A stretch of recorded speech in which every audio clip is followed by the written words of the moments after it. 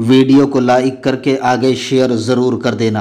अल्लाहु अकबर। लेकिन इस्लामी सियासत ये है, अल्लाह अल्लाह अल्लाहु अकबर। जिस वक्त एक शख्स ने मौलाए कायनात पर मुकद्दमा दर्ज करवाया, हमारे यहाँ इस्लामी सियासत में फैसला करने के लिए काजी होता है, जिसे काजी शरा कहते हैं। एक निकाह पढ़ाने वाला काजी होता है और एक जस्टिस होता है, एक जज होता है, उसको भी इस्लाम में काजी कहते हैं। और वो काजी जो होता है वो फैसला करने वाला होता है। हजरत मौलाए कायनात का दौरे खिलाफत है और उस दौरे खिलाफत के अंदर मौला अली मुश्किल कुशा पर एक यहूदी ने मुकद्दमा दायर किया है। मुकद्दमा ये है कि माअज़ल्लाह ये जो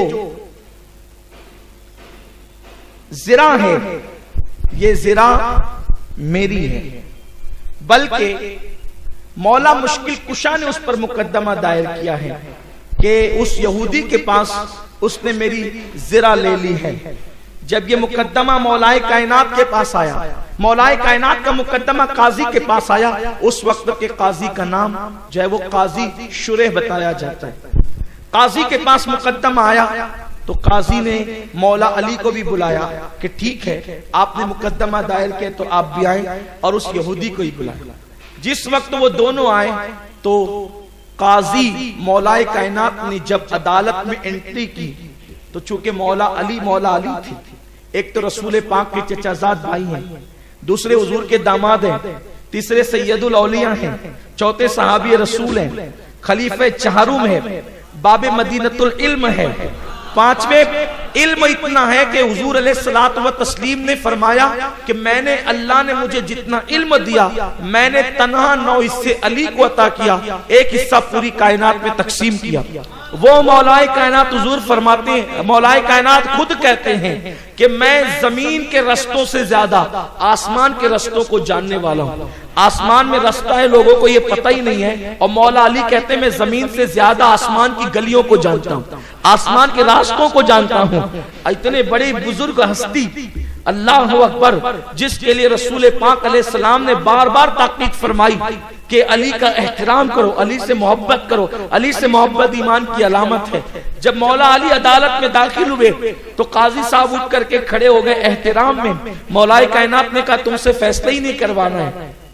मौला अली कहते हैं तुमसे फैसला ही नहीं करवाना है। उन्होंने कहा हुजूर बात क्या है? फरमाया कि चूंकि इस वक्त मैं अदालत में आया हूँ, मेरी और इसकी, हम दोनों की हैसियत बराबर बराबर है। जब तू मेरी ताजीम में उठ के खड़े होगा तो तू फिर मेरे खिलाफ फैसला कैसे करेगा? हक का फैसला तू कैसे करेगा? इसलिए तुझसे फैसला ही नहीं करवाना है। और मौलाए कायनात ने काजी की इस्लाह की। आप बताएं, दुनिया का कोई साहिब इख्तिदार होता तो सीना फुला लेता, जज साहब मेरे लिए उठकर खड़े होते हैं, लेकिन मौलाए कायनात कहते हैं आप फैसला करने के काबिल नहीं है, इसलिए कि आपने तो उसके लिए उठ करके खड़े हुए हैं जो इस वक्त अदालत के अंदर अपना फैसला कराने के लिए आया। ये इस्लामी सियासत है। मेरे प्यारे आका अलैहिस्सलाम के प्यारे दीवानों, एक औरत ने जो है वो चोरी की है और उसका नाम फातिमा है, और किसी ने सिफारिश की है कि या रसूल अल्लाह वो पहले तो मालदार है, शरीफ घराने की है, और फिर उसका नाम फातिमा भी है। आका जो है वो आप उसको माफ कर दें, या उसके बदले कोई पैसा ले ले, या कुछ और लेकर के उसके बदले कोई और फैसला करें, हाथ न काटे। तो सरकार ने फरमाया अगर मेरे घर का कोई फर्द चोरी करेगा तो उसके भी हाथ काटे जाएंगे। अल्लाह के हबीब अलैहिस्सलाम ने ये उसूल पेश किया। ये इस्लामी सियासत है, इस्लामी सियासत इसको कहते हैं।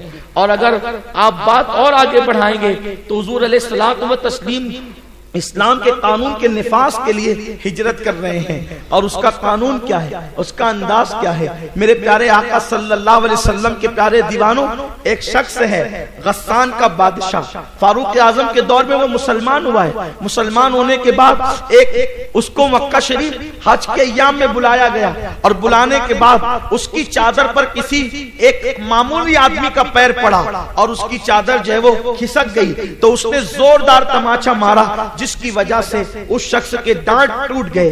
दांत टूटे, वो मुकद्दमा फारूक आजम की बारगाह में आया। सैयदना फारूक आजम ने फरमाया, इसलिए पहले तो तुझे हरम का ख्याल रखना चाहिए था, हरम का एहतराम तूने नहीं किया, फिर तमाचा मारा, दांत तोड़े, उसके बदले में तेरे भी दांत तोड़े जाएंगे, या फिर तू उसे राजी कर ले। उसने कहा, मैं बादशाह हूं, बादशाह, एक मामूली से आदमी को मैंने मार दिया तो क्या मुझे भी उस तरह मारा जाएगा, मेरे भी दांत तोड़े जाएंगे? फारूक आजम ने कहा, यही इस्लाम है। उसने कहा, मुझे मोहलत दी जाए, और उसके बाद वो एक रात उसने मोहलत मांगी और रातों रात वो निकल के भाग गया। वो मुर्तद हो गया, माअज़ल्लाह, इस्लाम से फिर गया। फारूक आजम ने इसकी परवाह नहीं की। अल्लाह का दीन किसी का मोहताज नहीं है, लेकिन अल्लाह का जो कानून है उस पर अमल हो करके रहेगा।